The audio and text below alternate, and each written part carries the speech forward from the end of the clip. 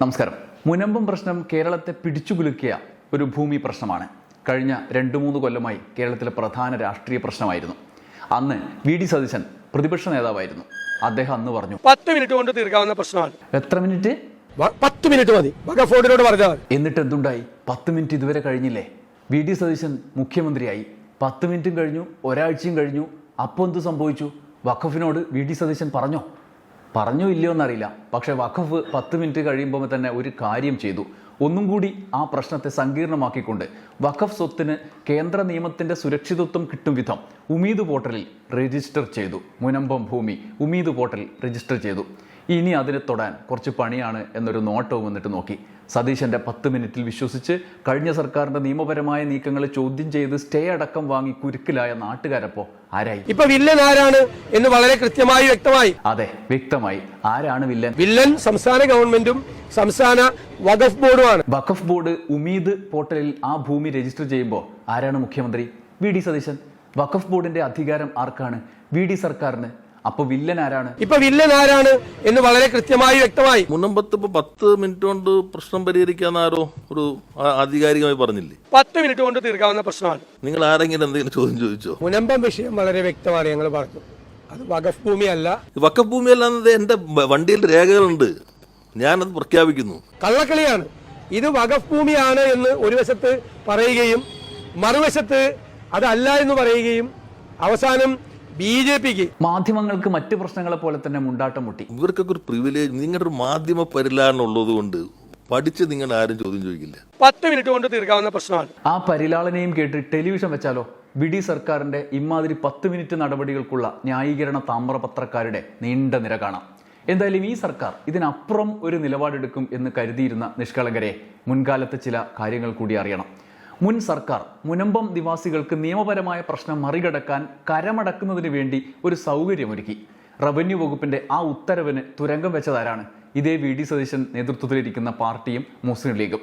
നികുതി അടക്കാനുള്ള നീക്കത്തിനെതിരെ ഇതേ സതീശന്റെ കീഴിലിരിക്കുന്ന കെ.പി.എ. മജീദ് നിയമസഭയിൽ ഉയർത്തിയ പ്രശ്നം നോക്കൂ. 27/2022 ബഹുമാനപ്പെട്ട റവന്യൂ മന്ത്രിയുടെ അധ്യക്ഷയിച്ച യോഗത്തിന്റെ മിനിറ്റ്സ് പ്രകാരം ബഹുമാനപ്പെട്ട മുഖ്യമന്ത്രി നിർദ്ദേശപ്രകാരം കയ്യേറ്റക്കാർക്ക് നികുതി അടക്കാൻ അനുവാദം നൽകിയിരിക്കുകയാണ്. ഇത് നിയമലംഘനമാണ്. വഖഫ് ആക്ടിലെ 54 സൂചന പ്രകാരം എക്സിക്യൂട്ടീവ് ഓഫീസർ നോട്ടീസ് കൊടുത്ത് കയ്യേറ്റക്കാരെ ട്രിബ്യൂണൽ വിളിച്ചു വരുത്തി വളരെ വേഗം ഒഴിപ്പിക്കാൻ നടപടി സ്വീകരിക്കാനാവും. പിടിച്ചെടുക്കണമെന്ന് മാത്രമല്ല, കരമടക്കാനുള്ള നടപടി കയ്യേറ്റക്കാർക്ക് വേണ്ടിയാണ് എന്നുവരെ മജീദ് പറഞ്ഞു. ഏത്?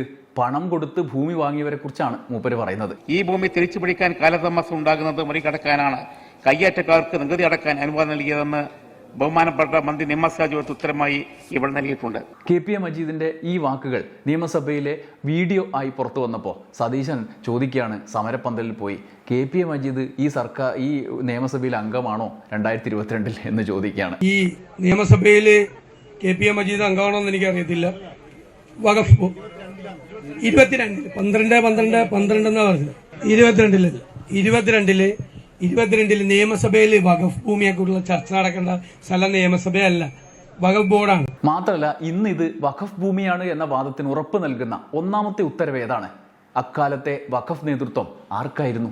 ഇത് വഖഫ് ഭൂമിയാണ് എന്ന് കോടതി വിധികളാകെ ഉദ്ധരിച്ചുകൊണ്ട് ഉത്തരവിട്ടത് പാണക്കാട് റഷീദ് അലി തങ്ങളല്ലേ? ഇതൊക്കെ അറിഞ്ഞിട്ടും ആ പാവങ്ങൾക്ക് ഈ ഭൂമി വിറ്റത് ആരാണ്? വിറ്റതാരാ? ലീഗ് തന്നെ അല്ലേ? വിൽപ്പന നടത്തിയതാരാ? കെ.പി.സി. സെക്രട്ടറി. നിങ്ങൾ ആരെങ്കിലും എഴുതിയോ കെ.പി.സി. സെക്രട്ടറിയാണ് ഇത് 500 രൂപയ്ക്കെല്ലാം ഈ വിൽപ്പന നടത്തിയത് പോളാണെന്നുള്ളത്? എന്ന് വെച്ചാൽ വഖഫ് ആണെന്ന് അവരെന്നെ പറയുന്നു, അവരെന്നെ വിൽക്കുന്നു. വിൽപ്പന നടത്തുന്ന കെ.പി.സി. സെക്രട്ടറി. പാവങ്ങൾ വർഷങ്ങളോളം താമസിച്ചുകൊണ്ടിരിക്കുന്ന 10-600 കുടുംബങ്ങൾ അവർ താമസിച്ചിരുന്ന സ്ഥലം തന്നെ വില കൊടുത്താ വാങ്ങിച്ചത്. ഞങ്ങൾ അവരുടെ താല്പര്യം സംരക്ഷിക്കാനാണ് നോക്കണം. ഇതെല്ലാം ചെയ്തിട്ട് അത് വഖഫാണ് എന്ന് പറഞ്ഞുകൊണ്ടിരിക്കുകയും ഒടുവിൽ അവരെ യുദ്ധത്തിന് പറഞ്ഞുവിടും മട്ടിൽ 10 മിനിറ്റ് കൊണ്ട് പരിഹരിക്കാവുന്ന കേസാണ് എന്ന വ്യാജം അടിച്ചുവിടുകയും ചെയ്തു. ആര്? വി.ഡി. സതീശൻ. എത്ര മിനിറ്റ്? 10 മിനിറ്റ് കൊണ്ട് തീർക്കാവുന്ന പ്രശ്നമാണ്. ഏത്? ഈ സങ്കീർണതകളെല്ലാം ഉണ്ടാക്കിയ മുന്നണിയുടെ നേതൃത്വം വി.ഡി. സതീശൻ. 10 മിനിറ്റിന്റെ സിദ്ധാന്തം. മുനമ്പം മുസ്ലിം ക്രൈസ്തവ വികാരങ്ങളെ ഉണർത്തി തെരഞ്ഞെടുപ്പിൽ ഒരു വിഭാഗീയത ഉണ്ടാക്കാനുള്ള ഒരു കാര്യമാണ് എന്നുറപ്പായി. 2 വർഷത്തോളം നീണ്ട മുനമ്പം പ്രശ്നത്തിൽ കോൺഗ്രസും ബി.ജെ.പിയും അത് നല്ലോണം മുതലെടുത്തു. സങ്കീർണമായ പ്രശ്നമാണ് എന്നറിയാമായിരുന്നിട്ടും ഒരു ഭാഗത്ത് മുസ്ലിങ്ങളെയും വഖഫ് സ്വത്ത് എന്ന വികാരം ഉണർത്തിക്കൊണ്ട് പ്രചോദിപ്പിച്ചു. മറുഭാഗത്ത് പണം കൊടുത്ത് സ്ഥലം വാങ്ങിയ മനുഷ്യരെ മുൻനിർത്തി ക്രൈസ്തവ വികാരം ഉണർത്തിവിട്ടു. തെരഞ്ഞെടുപ്പിൽ ഗംഭീര റിസൾട്ടുണ്ടായി. വൈപ്പിനിൽ BJP സീറ്റ് 2020 വിട്ടുകൊടുത്തു. BJP വോട്ട് ഒരു പകുതിയിലധികം അപ്രത്യക്ഷമായി. UDF അതിലും കുറഞ്ഞ വോട്ടിന് വിജയിക്കുകയും ചെയ്തു. കേരളം മുഴുവൻ ആ വികാരം ആളിപ്പടർത്തി. VD സതീശനും രാജീവ് ചന്ദ്രശേഖരും സുരേഷ് ഗോപിയും അടക്കം 10 മിനിറ്റ് സിദ്ധാന്തം വെച്ച് സർക്കാരിനെയും CPM-നെയും പ്രതിക്കൂട്ടിലാക്കാനുള്ള നിരയുടെ പിൻനിരയിൽ അണിനിരുന്നു. ചില മുസ്ലിം സംഘടനകളും ചില സഭാ നേതൃത്വവും വരെ അവർക്ക് പിന്നിൽ അണിനിരുന്നു. എന്നാൽ യാഥാർത്ഥ്യ ബോധത്തോടെയുള്ള നീക്കങ്ങളിൽ അവരിൽ വിശ്വസിച്ച ജനതയും എതിർത്തു. VD സതീശൻ മുഖ്യമന്ത്രിയായി. ഇനി 10 മിനിറ്റിന്റെ മുഖ്യമന്ത്രി വന്ന് പറയും, പൂക്കി ചിരിച്ചിട്ട് ഇങ്ങനെ പറയും, അത് ഉമീദ് പോർട്ടലിൽ രജിസ്റ്റർ ചെയ്തു പോയില്ലേ, 10 മിനിറ്റൊക്കെ കഴിഞ്ഞു പോയി എന്ന്. ഒരു കാര്യം വൈകിയാണെങ്കിലും പലരും തിരിച്ചറിഞ്ഞിട്ടുണ്ട് ഈ 10 മിനിറ്റിന്റെ അപകടം. ദീപിക പത്രം മുഖപ്രസംഗം തന്നെ എഴുതി. ചെരുപ്പിനൊത്ത് നീതിയുടെ കാൽ വെട്ടരുത് എന്ന തലക്കെട്ടിലാണ് ദീപികയുടെ മുഖപ്രസംഗം. അതിൽ ഇങ്ങനെ പറയുന്നു. പ്രധാന പോയിന്റ് ഞാൻ പറയാം. മുനമ്പത്തെ ജനങ്ങൾ പണം കൊടുത്തു വാങ്ങിയതും അത് വഖഫ് ഭൂമിയാണ് എന്ന് അവർക്ക് കൊടുത്ത ഫറൂഖ് കോളേജ് ആണയിട്ട് പറയുകയും ചെയ്ത 404 ഏക്കർ സ്ഥലമാണ്. പുതിയ ഭേദഗതി അനുസരിച്ച് വഖഫ് സ്വത്തുക്കൾ രജിസ്റ്റർ ചെയ്യാനുള്ള കേന്ദ്ര സർക്കാരിന്റെ ഉമീദ് പോർട്ടലിൽ വഖഫ് ബോർഡ് രജിസ്റ്റർ ചെയ്തത്. ഇത് വഖഫ് ആണോ അല്ലയോ എന്നതിൽ വഖഫ് ട്രിബ്യൂണലിൽ കേസ് നിലനിൽക്കുന്നുണ്ട്. ഇത് വഖഫ് അല്ലെന്ന് കേരള ഹൈക്കോടതി ഡിവിഷൻ ബെഞ്ച് കഴിഞ്ഞ ഒക്ടോബറിൽ നിരീക്ഷിച്ചിരുന്നു. വഖഫ് ബോർഡിൻ്റേത് ഭൂമി തട്ടിയെടുക്കാനുള്ള തന്ത്രമാണെന്നും കോടതിക്ക് പരാമർശിക്കേണ്ടി വന്നിരുന്നു. ഇതിനെതിരെ വഖഫ് ബോർഡിന്റെയും വഖഫ് സംരക്ഷണ സമിതിയുടെയും അപ്പീലിൽ ഹൈക്കോടതിയുടെ നിരീക്ഷണം സുപ്രീം കോടതി സ്റ്റേ ചെയ്തു. സുപ്രീം കോടതിയുടെ വിധിയാണ് ഇനി നിർണായകം. മതപ്രീണനത്തിന് വേണ്ടി കോൺഗ്രസ് പടച്ച ഒരു നിയമം മുനമ്പത്തുൾപ്പെടെ എത്ര മനുഷ്യരെയാണ് വഴിയാധാരമാക്കിയത്? എത്ര സംസ്ഥാന സർക്കാരുകളുടെ കൈകാലുകളാണ് ബന്ധിച്ചത്?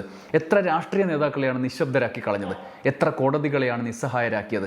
എത്ര മതവിഭാഗീയതയ്ക്കാണ് അതിടയാക്കിയത്? ഈ മതനിയമവാഴ്ചയ്ക്ക് അവസാനമില്ലേ എന്ന ഗുരുതരമായ ചോദ്യമാണ് ദീപിക ഉന്നയിക്കുന്നത്. ഇങ്ങനെയുള്ളൊരു സാഹചര്യത്തിൽ കേരളയിൽ അടക്കമുള്ള വിജ്ഞാപനം 5 സെക്കൻഡിനുള്ളിൽ 10 മിനിറ്റ് പോലും വേണ്ടിയൊന്നുമില്ല VD സതീശൻ സർക്കാർ ഏറ്റെടുത്തിട്ട് കേരളയിൽ അടക്കം റദ്ദാക്കി. അതിന് പകരം അല്ലെങ്കിൽ അതിനൊപ്പം മറ്റ് ചില കാര്യങ്ങളിൽ കൂടി എന്തുകൊണ്ട് കൈകടത്തുന്നില്ല? തീരദേശ ഹൈവേ റദ്ദാക്കാൻ പോകുന്നു അത്രേ, ലൈഫ് റദ്ദാക്കാൻ പോകുന്നു എന്നെല്ലാം വാർത്ത വരുന്നു. പക്ഷേ VD സതീശൻ 10 മിനിറ്റ് കൊണ്ട് തീർക്കാമെന്ന് പറഞ്ഞ മുനമ്പം പ്രശ്നം അങ്ങനെ കത്തിക്കിടക്കുകയാണ്. കേരളയിൽ വിജ്ഞാപനവും സ്ഥലമേറ്റെടുക്കലുമെല്ലാം പുതിയ സർക്കാർ കഴിഞ്ഞ ദിവസം റദ്ദാക്കിയപ്പോൾ മുഖ്യമന്ത്രി പറഞ്ഞ കാര്യം ദീപിക മുഖപ്രസംഗം ചൂണ്ടിക്കാണിക്കുന്നുണ്ട്. മുനമ്പം ഭൂമി വഖഫ് അല്ലെന്നും തങ്ങൾ അധികാരത്തിലെത്തിയാൽ 10 മിനിറ്റ് കൊണ്ട് പ്രശ്നം പരിഹരിക്കുമെന്നും അദ്ദേഹം പറഞ്ഞിരുന്നു. നീതിക്ക് പോലും മതം തടസ്സമാണ് എന്ന് വരികയാണോ?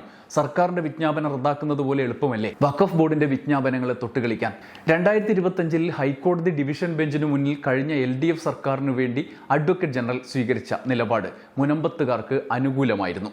1950 ഫറൂഖ് മാനേജ്മെന്റിന് നൽകിയ എൻഡോമെന്റ് ആധാരം വഖഫ് സൃഷ്ടിക്കാൻ ഉദ്ദേശിച്ചിട്ടുള്ളതായിരുന്നില്ല എന്നും ഇടപാട് നടന്ന 69 വർഷത്തിന് ശേഷം മുനമ്പം ഭൂമി അവകാശപ്പെട്ട് വഖഫ് ബോർഡ് നടത്തിയ ഏകപക്ഷീയ വിജ്ഞാപനം സർക്കാരും കോടതിയും പരിശോധിക്കേണ്ടത് ആണ് എന്നുമായിരുന്നു വാദം. മുനമ്പത്തേത് വഖഫ് സ്വത്തല്ലെന്ന് കോടതി നിരീക്ഷിക്കുകയും ചെയ്തു. പക്ഷേ മതപ്രീണനക്കാർ സൃഷ്ടിച്ച വഖഫ് വകുപ്പുകൾ അങ്ങേയറ്റം മനുഷ്യവിരുദ്ധവും പതിറ്റാണ്ടുകളുടെ കോടതി വ്യവഹാരത്തിന് പോലും കുരുക്കഴിക്കാൻ ബുദ്ധിമുട്ടുള്ളതുമായിപ്പോയി. വിറ്റവരെയും വാങ്ങിയവരെയും തല്ലി ഓടിച്ച് സ്വത്ത് തട്ടിയെടുക്കുന്നവർക്ക് നിയമപരിരക്ഷ കൊടുക്കുന്ന നിയമം വഖഫിന്റെ ചെരുപ്പിനനുസരിച്ച് നീതിയുടെ കാലുകൾ വെട്ടിമുറിച്ചുകൊണ്ടേയിരിക്കുമ്പോൾ ഈ ഇരകളെക്കാൾ വലിയ നിസ്സഹായ അവസ്ഥയിലാണോ തങ്ങളെന്ന് പുതിയ സർക്കാർ ആത്മപരിശോധന നടത്തണം. വഖഫ് ബോർഡിന്റെ ഉമീദ് വിജ്ഞാപനം റദ്ദാക്കി മുനമ്പത്തെ വഖഫ് കുറ്റികൾ പറിച്ച് അറബിക്കടലിൽ എറിയണം. അതുവരെ 10 മിനിറ്റ് വാഗ്ദാന മഴ നനഞ്ഞ ഇരകൾ മതേതരത്വത്തിന്റെ തിരകൾ എണ്ണി കടപ്പുറത്തുണ്ടാകും. എങ്ങും പോകില്ല എന്നാണ് മുഖപ്രസംഗം പറഞ്ഞ് അവസാനിപ്പിക്കുന്നത്. അതായത് കഴിഞ്ഞ സർക്കാർ ഈ ഭൂമിയിൽ അധിവസിക്കുന്ന പണം കൊടുത്തു വാങ്ങിയ ഭൂമിയുടെ ഉടമസ്ഥരായ ജനങ്ങൾക്ക് വേണ്ടി അനുകൂലമായ നിലപാട് ഹൈക്കോടതിയിൽ വരെ എടുക്കുകയും ഹൈക്കോടതി അതിനനുസരിച്ച് വിധി പ്രസ്താവനകളിലേക്ക് നിരീക്ഷണങ്ങളിലേക്ക് കടക്കുകയും ചെയ്തതാണ്. അതിനെതിരെയും നീക്കം നടത്തി. അതിൻ്റെ തുടക്കമാണ് അതിൻ്റെ തുടക്കവും തുടർച്ചയിലും ഒന്നാണ് നമ്മൾ KPA മജീദിൻ്റെ ആ വാക്കുകളിലൂടെ കണ്ടത്. പിന്നീട് അതിൻ്റെ അപ്പുറത്തിരുന്ന് അവരുടെ കൂട്ടത്തിലുള്ള ഒരാൾ മറ്റൊരു വിഭാഗത്തെ പ്രചോദിപ്പിച്ച് പ്രതികാരത്തിനായി പറഞ്ഞു വിടുകയും ചെയ്തു. 10 മിനിറ്റ് കൊണ്ട് നടക്കും എന്നുള്ള ഒരു വാക്കുകൊണ്ട് മുനമ്പം പ്രശ്നത്തെ 10 മിനിറ്റ് രാഷ്ട്രീയ സിദ്ധാന്തമാക്കി നാട്ടിൽ വിഭാഗീയത കെട്ടഴിച്ചു വിടാനുള്ള രാഷ്ട്രീയ നീക്കങ്ങളാണോ? അതൊരു ഗൂഢാലോചനയായിരുന്നോ എന്നുള്ള ചോദ്യങ്ങളെല്ലാം ഇപ്പോൾ ഉയരുകയാണ്. കേരളത്തിൽ വിഭാഗീയത ഉണ്ടാക്കാൻ BJPയും കോൺഗ്രസും ചേർന്ന് നടത്തിയ ഗൂഢാലോചനയായിരുന്നുവോ എന്ന ചോദ്യം. 100-600 കുടുംബങ്ങളെ പെരുവഴിയിലാക്കിക്കൊണ്ടുള്ള ഒരു പദ്ധതി. VD 10 മിനിറ്റ് സിദ്ധാന്തവും മുഖ്യമന്ത്രിയായതിനു ശേഷം ഉമീദ് പോർട്ടലിൽ വരെ രജിസ്റ്റർ ചെയ്ത് പ്രശ്നത്തെ കൂടുതൽ സങ്കീർണമാക്കിയ സാഹചര്യവും ചേർത്ത് വായിക്കുമ്പോൾ ആർക്കായാലും സംശയം തോന്നും. അത് ദൂരീകരിക്കേണ്ടത് VD സർക്കാരിൻ്റെ ഉത്തരവാദിത്തമാണ്. കാത്തിരുന്ന് കാണാം. നന്ദി, നമസ്കാരം.